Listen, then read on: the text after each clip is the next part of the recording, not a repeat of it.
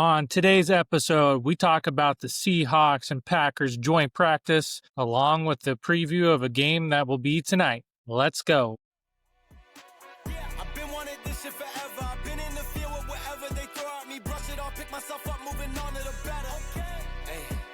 Yeah. Ain't no errors, baby. It's a new era. I wake up early, feeling rich like I'm cashed. Welcome in, everybody. Another episode of Sounds Gouda. Thank you all for coming back and taking a listen to me this time. This will be a solo episode without my best friend, Jordan Olson. Of course, and as always, my name is Rob Ralph with you here as always. Just know that we have new content every Wednesday and Saturday on YouTube, Spotify, and Apple Podcasts. Please make sure to give us a like, sub, and follow us on those platforms. Know that we are still trying to run a promo. So every 50 new subscribers, starting at 600, we're going to be giving away some Sounds Gouda swag slash merch. You need to be a public subscriber to be able to get into that. And the next level to hit that is number 600. Also know, too, that we have unlocked Super Chat, Super Thanks, Super Stickers, just about super everything for us, too. So it's just another way you can interact and support our channel, too, as well. So, as I alluded to, the Packers-Seahawks joint practice on the final day of training camp definitely got a little heated, for sure.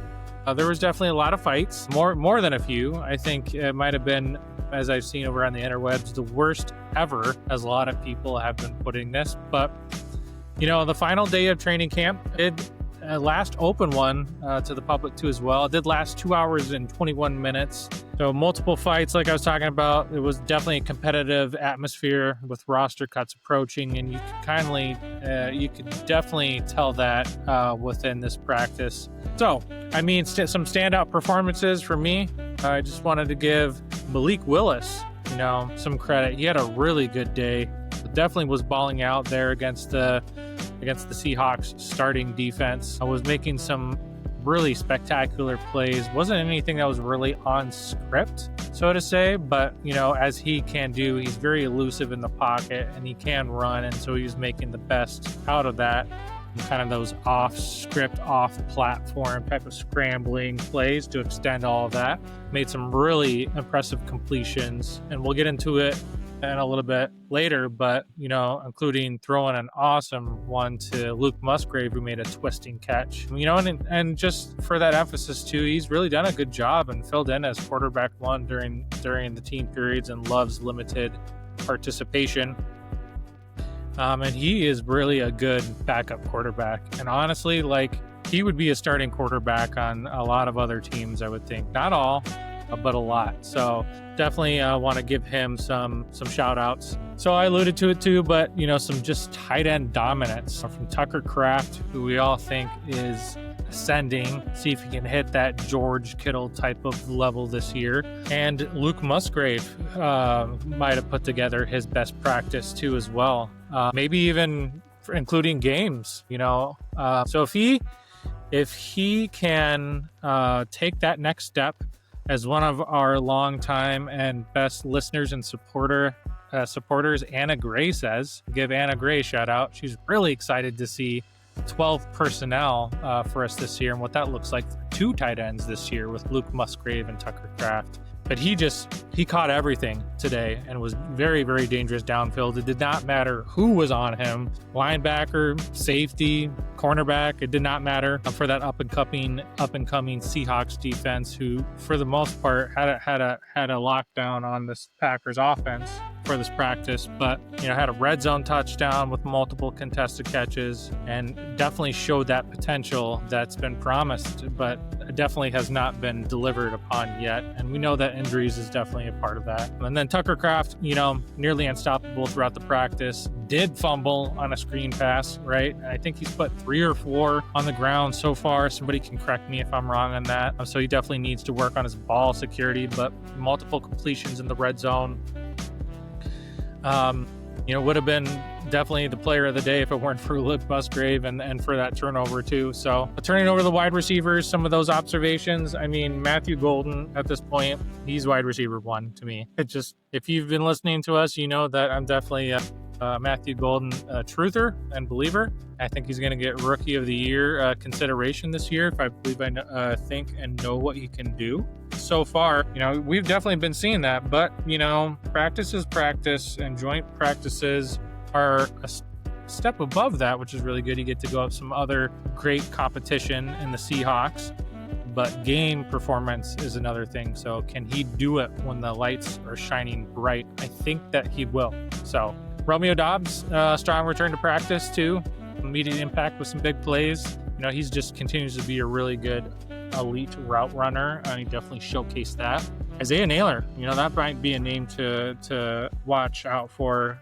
Beat some corners pretty easily. Quarterbacks did miss him on some opportunities too, but it looks like he was getting some good separation. Malik Heath, with some of the other injuries, getting some first team reps. Potential roster candidate for him, as we've alluded to in some of our 53-man updates and roster breakdown. That was good to see.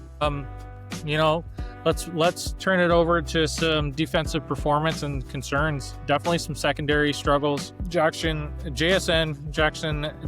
Smith-Njigba definitely dominated us, and he's going to be the wide receiver 1 for them this year without DK Metcalf and Tyler Lockett, which is still kind of crazy to say. I feel like they've been on that Seahawks team for just about forever, but he was basically unstoppable minus that last 2-minute red zone period where Evan Williams made a really, really good pick. I think Brinson got some pressure up on that left guard too for Seattle, the Seahawks, and was able to kind of toss it up there. But Evan Williams definitely made a really good track or range to the ball and was able to basically catch it like over his hands, over his shoulder, I guess I should say, not over his hands. But so that was really good to see. But context matters within this too, right? No Nate Hobbs or Xavier McKinney's, and that definitely obviously makes a major impact. So, but some defensive line bright spots, I just talked about it, but Warren Brinson has continued to have a really strong camp with some of his sack level pressure, and there was some effective moments despite the overall offensive success. Jordan Love continues to be limited in participation. 7-on-7 struggles. He only completed 3 of the 12 completions in red zone period. Hand injury impact. Definitely still wearing the wrap, getting stitches removed Saturday from what I understand. But, context matters in this too. Limited practice time, vanilla offense, no live snaps. I'm not too concerned about Jordan Love. Hopefully we can start out of the gates pretty hot, but him not to get some of these reps, especially in these joint practices. We'll see, but I don't have any major concerns, at least from my side goes. So getting into the fighting and the intensity, Zach Tom got his butt thrown out of practice. He's throwing multiple punches at Devin Witherspoon. Tucker Kraft came in to support, as you would always think that Tucker Kraft would, charged and to defend his teammate, showed some team loyalty there, which was amazing. Tom didn't finish that practice. Jenkins also sat, but yeah, there were 3 total incidents described as the ugliest in years for sure. So, stakes are high. Roster cuts are coming here next week. So, a lot of these players want to showcase what they have. So definitely some of those emotions running high. But the team is showing some toughness and some willingness to fight too. So that's good to see. There's always some concerns when you get into those big fights of some risks of some injuries happening, punching helmets, somebody's finger, whatever it might be. So definitely lucky that we came out of that unscathed. So just some injury updates and roster impact too. Returning players, Xavier McKinney back to individual drills. That is, to me, at least a pretty positive sign for week 1. Jordan Love progressing daily, as I alluded to, expected to be 100% ready to go for the season opener. Continued absences, but it's been just a gauntlet of injuries. Jaden Reed, Montavian Wicks. So that is, to me, a little concerning for week 1. I think that they'll make it. I'm not too sure about Jaden Reed. He was walking around on a walking boot just a few weeks ago too. So we'll just have to see. On the offensive line, Aaron Banks, Jacob Monk missing practice time. I know Monk really needs this too, as he hasn't showcased a really good training camp so far, in my opinion. And then, the multiple draft picks missing some significant reps. We haven't seen anything from Savion Williams, and I'd really love to see the packages and the different things that he can do, because he definitely looks like a workhorse and kind of a gadget toy that you can do a lot with. Darren Sorrell, had that knee injury. I believe it was an MCL. Colin Oliver, John Williams too as well. So those are definitely some players that we can probably assume will start the year on the PUP list. Just to talk about some of the offensive line depth issues, I think you guys might agree. Let me know if you don't. But after the top 7, definitely a significant drop off in talent. Obviously Rasheed Walker, Aaron Banks, Elton Jenkins, Sean Ryan, Zach Tom are going to be the starters. At least that's the way I see it, with Jordan Morgan being the first to come off. He doesn't overtake Walker for that left tackle position. And then Anthony Belton as that 7th spot. But Monk hasn't been having a good practice. Donovan Jennings hasn't been good. He's been probably the worst. Really, really bad. And then we've seen some life here from Kadeem Telford and Lecitus Smith, who had some time with the Pats, I believe 8 games last year.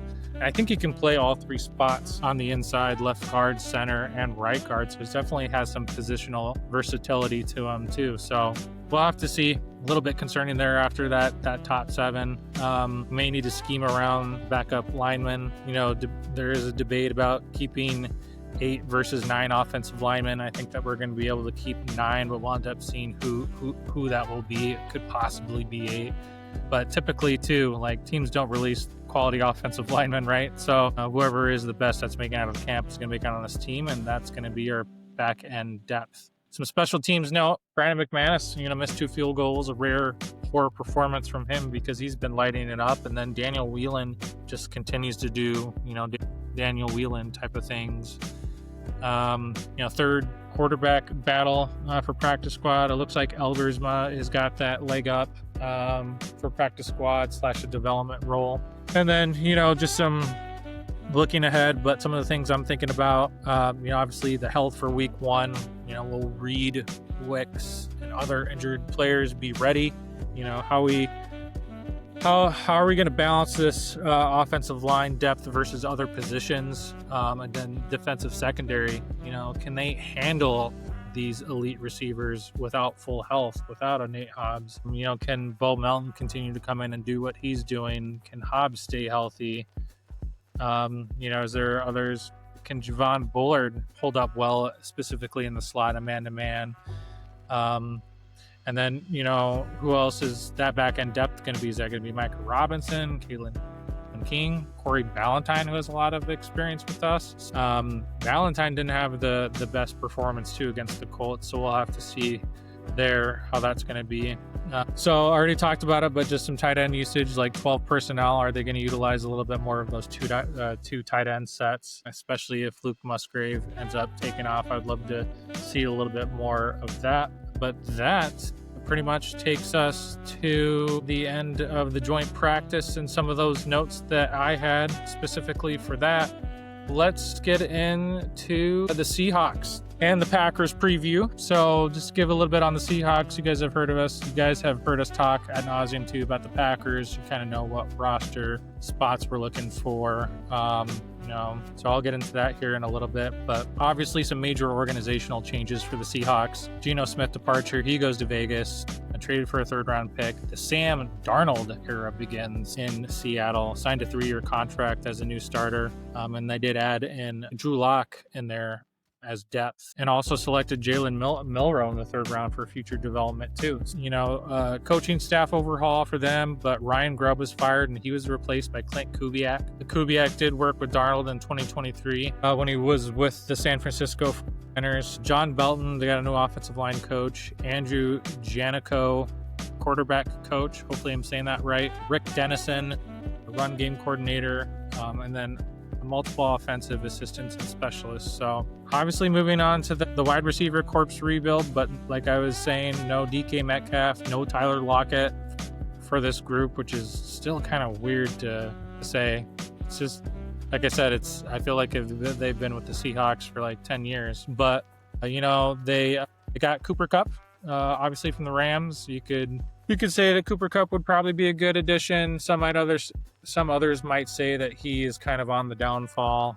I'm getting injured, not looking as good as he once did. And then a familiar Packers that they signed, and MVS, Marquez Valdez-Scantling, but they do have other wide receiver capital that they drafted, and Torrey Horton, who Jordan and I both really liked, and then Ricky White as well, too.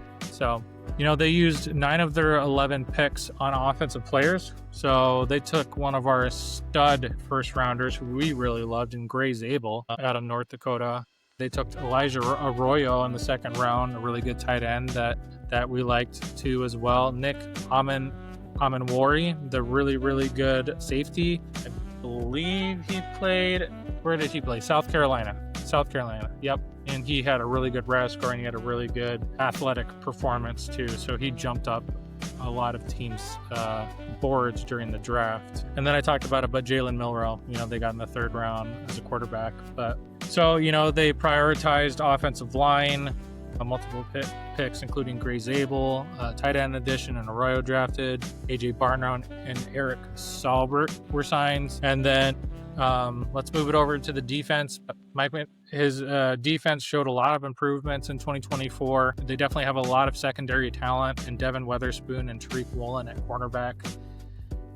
Safety depth, Julian Love definitely is established. And then obviously they just drafted Nick Amenwari as a future piece. And then this unit is obviously expected to get some cohesion and develop as the season goes along. Running backs, they still have Kenneth Walker and Zach Charbonnet, provide definitely a strong 1-2 punch. And there's definitely multiple schemes and possibilities that you could do with both those running backs. Possible areas of concern for them, but some offensive line questions. Interior blocking remains a little bit of a concern for them. Pass protection too, critical, obviously, for Sam Darnold's success. We were shown, at least late last season when he was with the Vikings, if you got pressure on Darnold, you were able to throw him completely off of his game. But it's definitely a wide open but competitive division in the NFC West. The 49ers have a pretty easy schedule. They definitely lost a few pieces, but they could be in contention for this division. The Rams remain formidable, opponents too. They just added in Devontae Adams. Obviously, they have Kyron Williams and Puka Nacua over there. And then you really never know what you're going to get with Kyler Murray and the Arizona Cardinals. This could be one of those years where they evolve and take that next step. So some success factors for them, but Darnold's adaptation, how quickly he can master Kubiak system, he does have some experience with that. New receivers definitely gonna find some rhythm, or trying to find some rhythm with the new quarterback, and then building on the 2024 improvements that they will get here from the defensive side from last year. Moving on to the Packers, I'm definitely excited to continue to see Malik Willis come in here and see what he can do. Taylor Elbersma, I expect him to get a ton of reps, especially with this being the last preseason game. Emmanuel Wilson, we'll see what he can end up doing. I think he has a pretty good chance of making this roster, but Amir Johnson and Abu Kanda are going to get some reps along with Davis Price. Going to be locking in on the wide receiver group. Malik Heath, Cole Hardman, Julian Hicks, Cornelius Johnson, Isaiah Naylor, like I just talked about, Will Shepard. Tight ends, you're not going to see any Kraft or Musgrave, so it'll be a good bevy of Fitzpatrick and Ben Sims, who've been very quietly having a pretty good training camp, along with Swinson and Lumpkin. I just talked about it though too, but like on the offensive line, continuing to keep my eye on Jordan Morgan, Anthony Belton, see if he can have a rebound performance. He had a pretty good second half against the Colts, kind of settled down, but he's definitely got a lot of talent, and he's for sure going to make this team. We'll see if Jacob Monk with his injuries is going to end up playing. He definitely has something to prove to be able to make this offense and as a potential backup center or guard spot for this team. Donovan Jennings, I think we're going to see a bunch from him. He hasn't looked really good, so I would expect him to not make this team. Kadeem Telfort is going to get some reps along with Lasita Smith, Trey Hill, Tyler Cooper is going to come in there too, and then Banks too as well to round out some of that offensive line competition. Moving over to the defensive tackles, you're not going to see Clark or Wyatt or Brooks, but you are going to see a lot of Stackhouse and Brinson.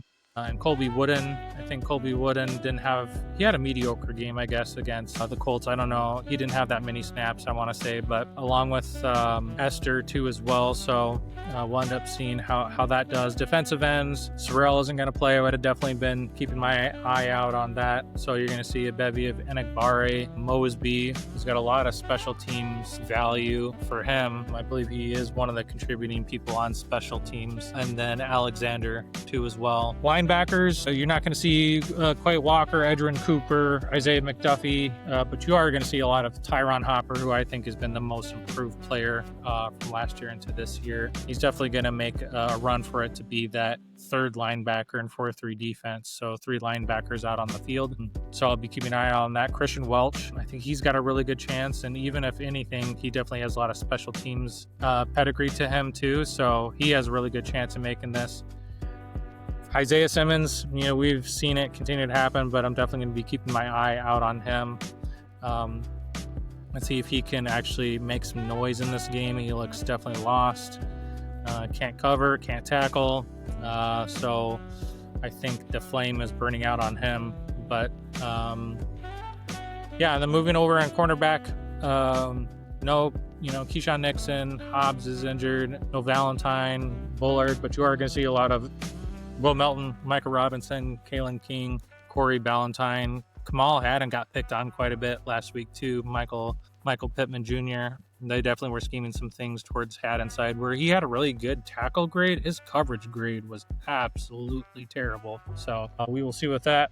And then moving on to safeties, you're not going to see McKinney, Williams, but you are going to see a lot of Oladapo. I don't think Zane Anderson is going to play. I believe he's still injured. So you're going to get in some Omar Brown and then a lot of Jonathan Baldwin and then specialists. You guys know this, but McManus, Whelan, and Orzik are not going to play.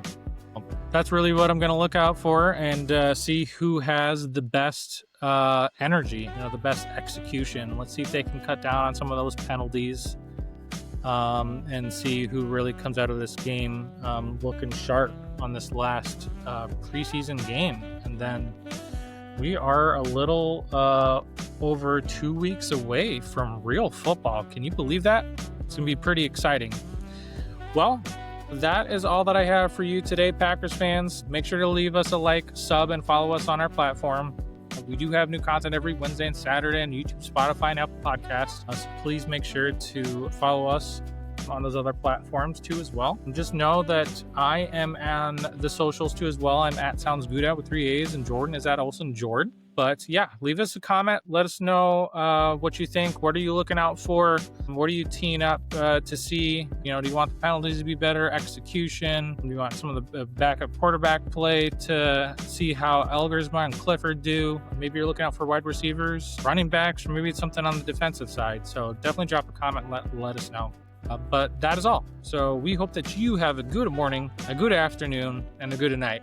Take care. Go Pack Go.